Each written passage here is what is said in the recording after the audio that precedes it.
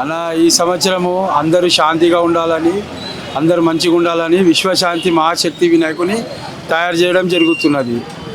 ఈ యొక్క వినాయకుని 1954 నుంచి శంకరయ్య గారు మన బాలగంగాధర్ పిలుపు ప్రకారం ఒక్క అడుగు నుంచి స్టార్ట్ చేసి వాళ్ళ తర్వాత వాళ్ళ తమ్ముడు సుదర్శన్ గారు 94లో చనిపోయిన తర్వాత సుదర్శన్ గారు ఆర్గన్ స్టార్ట్ చేయడం జరిగింది. ఆర్గన్స్ దగ్గర దగ్గర 2022లో మా నాన్నగారు సుదర్శను చనిపోయిన తర్వాత రాజ్ కుమార్ మా తమ్ముడు ఆయన అందరం గ్రూప్ కలిసి ఈ వినాయకుని తయారు చేయడం జరుగుతున్నది.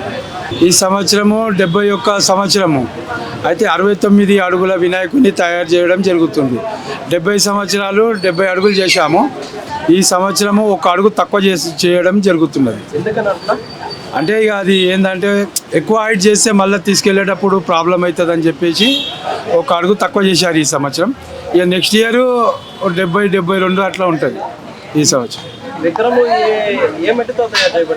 ఈ చిక్న మట్టి అని మన సిమెంట్ కలర్ పౌడర్ దొరుకుతుంది.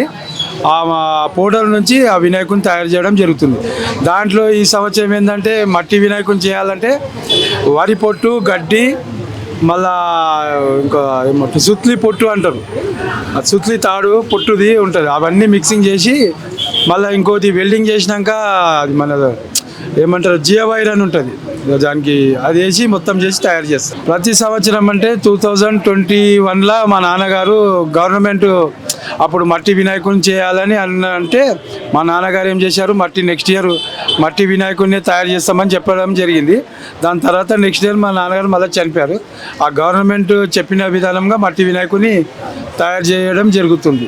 అంటే అది ప్రతి సంవత్సరం ఒక్కొక్క వెరైటీగా తయారు చేస్తాం మేము. ఇక్కడ ఒక సైడు మన వాసవి కన్యక పరమేశ్వరి, ఇంకో వైపు ఏమో పూరి జగన్నాథ స్వామి, ఒకటి నరసి వాగ్రిగా స్వామి ఏదో పక్కకు మన గజ్జలమ్మ దేవుని నెలకొల్పడం జరుగుతుంది. ట్రాఫిక్ ఉంది కదా, ట్రాఫిక్ లో కూడా మీరు మేనేజ్ చేయగలుగుతారా? అంటే ఈ యొక్క వినాయకుడిని ఒక్క అడుగు నుంచి లోపల పెట్టారు, అట్లా బయటకు వచ్చింది. అయితే ఈ వినాయకుడు ఇప్పుడు ఇలా ట్రాఫిక్ గురించి అంటే పోలీస్ వాళ్ళు, ఎలక్ట్రిసిటీ బోర్డు వాళ్ళు, వాటర్ వర్క్స్ వాళ్ళు అందరు కోఆపరేషన్ చేస్తారు ఇక్కడ వినాయకుడు. ఇది అన్నదానం అంటే ఇప్పుడు ఈ 3 నెలలు ఇక్కడ వర్కర్స్కి ఇక్కడ లోపల అన్నదానం ఉంటుంది, అందరు ఉంటుంది. దీని తర్వాత కూడా మళ్ళీ మేము అన్నదానం తయారు చేస్తాం మళ్ళీ ఇక్కడ. నిమజ్జనం టైంలో అంటే పోలీసు వాళ్ళు, ఎలక్ట్రిసిటీ బోర్డు వాళ్ళు అందరు ఉంటారు, సెక్యూరిటీ వాళ్ళు అందరు ఉంటారు. అందరు ఉండి ఈ మొత్తం ఏదైతే ఖైరతాబాద్లో ఉన్న ప్రజలంతా సహకారంతోనే నిమజ్జనంకి బయలుదేరుతుంది. అంటే లడ్డు ఏంటంటే ఒక సంవత్సరం ఇంతకుముందు పెడితే ఏమైందంటే ఆ లడ్డు గురించి లాఠీ చార్జ్ అయింది. అప్పటి నుంచి ఏంటంటే లడ్డు ఎవరైతే తెస్తారో వాళ్ళే పెట్టి కొద్దిగా అక్కడనే లైన్లో వచ్చి పనిచేసి మిగతా తీసుకొని వెళ్ళిపోతారు వాళ్ళు.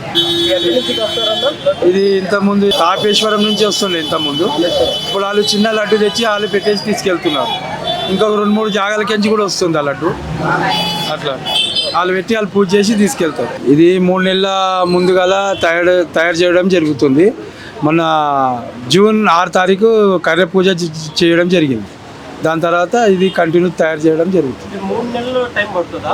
3 నెలలు. ఇది విగ్రహం మొత్తం 3 నెలలు ముందుగాల స్టార్ట్ చేస్తాం. ఇది స్టార్ట్ చేస్తే ఇప్పుడు పండుగకు ఒక వారం ముందుగాల రెడీ అయిపోతుంది మొత్తం. దగ్గర బాగానే దగ్గర 80,000-80 లక్షల దాకా బాగానే వస్తుంది పబ్లిక్. క్రౌడ్ వస్తుంది, బాగానే వస్తుంది.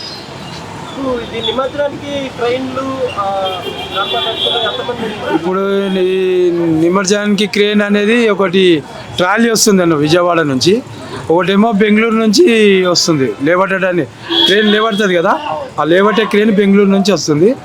ఒకటేమో ట్రాలీ మీద తీసుకుపోయేదేమో విజయవాడ నుంచి వస్తుంది. ఏదైతే ఇక్కడ వచ్చి 11 రోజులు దేవుని మొక్కుకొని పోతారో వాళ్ళు ఏ కోరిక కోరినా నెరవేరుతుంది.